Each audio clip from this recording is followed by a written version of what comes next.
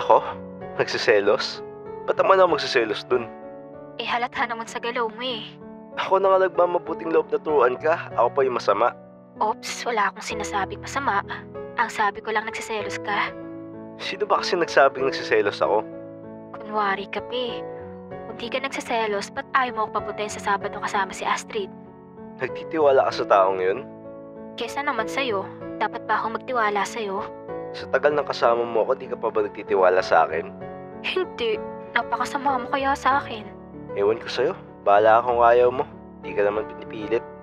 Wow, yan pala yung di pinipilit. Just shut up na lang, okay? Sige na, sa'yo na ako sasama. Ewan ko sa taong to. Pero nakita ko sa mukha niya na kilig siya nung sinabi ko yun. Namulabo naman yung pisngi pati tenga. Ewan ko ba kung ganito siya pag napagbibigyan o ganito siya pag kinikilig. Good. Buti naman at may isip ka kahit papano. Napaka-pa-baby mo eh, no? Ew, pwede bang iwasan mo yung pagiging jeje mo? Ay, saan mo ba ako tuturuan mag-practice sa Sabado? Basta, ako na bahala. Sabihan mo muna yang si Astrid na hindi ka makakasama sa Sabado. Oo na, sasabihan ko siya bukas sa school. Kala mo boyfriend ko makapagbawal eh. Ew, pwede ba before ka magsalita isipin mo muna mga sasabihin mo? Nakakadiri ka eh. Whatever, pa-baby. Kadiring jeje.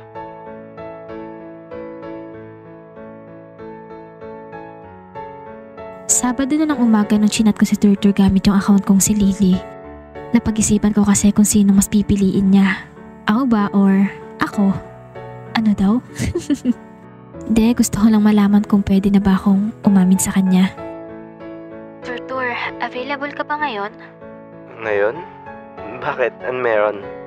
Baka kasi may time ako mamaya after shoot. Ako sana pupunta dyan sa'yo. Asan ka ba ngayon? Nandito ako sa Manila. May photoshoot kami ng isang brand. Daan sana ako dyan after kung available ka. Hindi ko lang sure eh. Bakit? May gagawin ka ba mamaya? Mag-tutor kasi ako mamaya. Nag-tutor ka? Sakto ah. Bagay sa name mo. Turtur. Hindi, may nagpapaturo lang kasi sa akin mag-drive. Ay we, sino naman? Pinsan mo? Yung katulong namin, alam mo na, nagmamabuting loob lang sa mga mahihirap. Uy, grabe ka sa mahirap. Pwede namang nagmamabuting loob sa mga tao. Ay, sorry. Medyo nasanay lang kasi ako sa ganun dahil sa mga kaibigan ko. Okay lang. Pero tandaan mo Arthur, lahat tayo pantay-pantay ha. Baka nagbago na ugali mo mula nung nawala ako.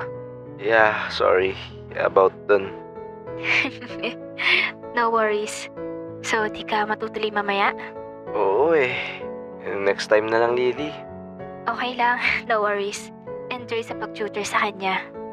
Ikaw din. Ingat. Totoo ba nababasa ko? Mas pipiliin niya ako samahan? Unting panahon na lang, Turtur.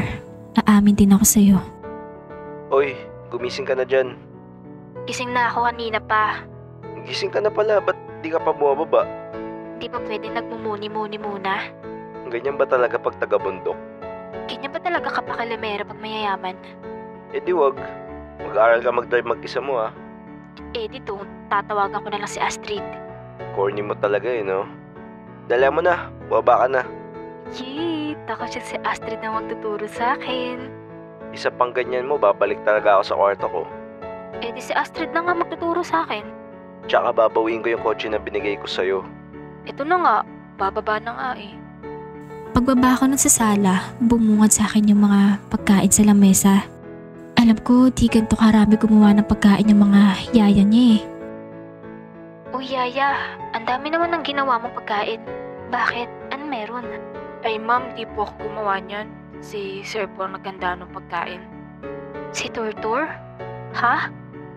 Ba't naman maghahanda ng pagkain yun? Eh simple pagkuha ng tubig di nga magawa. May problema ba? Ikaw naghanda nito? Oo, bakit? Bakit? Para saan? Sa'yo? Sa akin? Ay, bingi. Bakit an meron? Di ko naman birthday ah. Kailangan ba birthday mo para kumain ka ng masustansya? Grabe ka naman sa masusustansya. Lahat naman ng pagkain nyo dito masustansya. Nagluto lang ako kasi gusto ko yung tuturuan ko mamaya hindi lulutang-lutang yung isip kapag nagmamaneho. Nakasalalay din kaya yung buhay ko sa'yo mamaya. Sus, kunwari ka pa. Nagpapasikat ka lang sa akin na marunong ka magluto eh. Hoy, hindi ah. Kung ayaw mo, edi wag ka kumain. Ay hindi! Thank you po sa pagkain. Ewan ko sa'yo. Dali mo na kumain dyan. Alis na tayo before mag-10. Saan mo na naman ako tuturuan? Baka marami akong kasabayan. Tatakot ako baka mabangga ako sila. Wala pa naman akong pambayad. Huwag kang mag-alala. Nayantahan ko yung buong airport para din ka mag-aaral. Ano? Ama na daldal. Dali mo na kumain. Tignan mo nga tong taong to. Ewan ko ba kung nagyayabang to or nagpapasikat sa akin eh. Una, nagluto daw para sa akin. Tapos ngayon, kumastos ng sobrang laki para lang turuan akong mag-drive. After namin nun kumain, dumiretso kami dun sa airport. Okay, ganto. Yung gamit mong kotse, automatic yan. Meaning, madali lang yan i-operate. Ha? Ano daw? Basta may automatic pati manual. Yang sa'yo, automatic yan. Automatic to? So meaning di ko na need magmaneho? Wala bang ganyan sa bundok? Kung si Astrid sana nagturo nito, maintindihan ko. Ano sabi mo? Wala. Ano ba kasi meaning ng automatic? Pasok ka sa loob. Nakikita mo na dalawa lang yung tapakan. So tatapakan ko lang to? Uy! Teka. Ito pa nga lang eh. Huwag mo muna tapakan. Eh sabi mo dalawa yung tapakan. So ayun nga, di ko napahaba itong part na to. Basta in short, naturuan niya ako paano pagpaandar ng kotse. At kahit papano, natutunan ko naman mag-drive. Kaso syempre, need ko pa din ng lisensya bago ko siya magamit. After niya ako turuan, dinala niya ako sa mamahaling restaurant para kumain. Uy, ba't nandito tayo? Nakakaya naman, mukhang mayayaman mga tao dito. Don't mind them. Dito sa lugar na to, kanya-kanya mga tao dito. Wala silang pake sa iba. Ganyan pala pag mayaman, no? Sige na, pumili ka na ng orderin mo. Teka nga, ba't parang biglang bumait ka sa akin? Nagiging mabuting tao lang ako sa mga katulad mo. Anong katulad ko? Katulad mo, mga tao. Ano daw? Basta, kumain ka na lang. Sus, crush mo lang ako eh. Oo, may problema ba?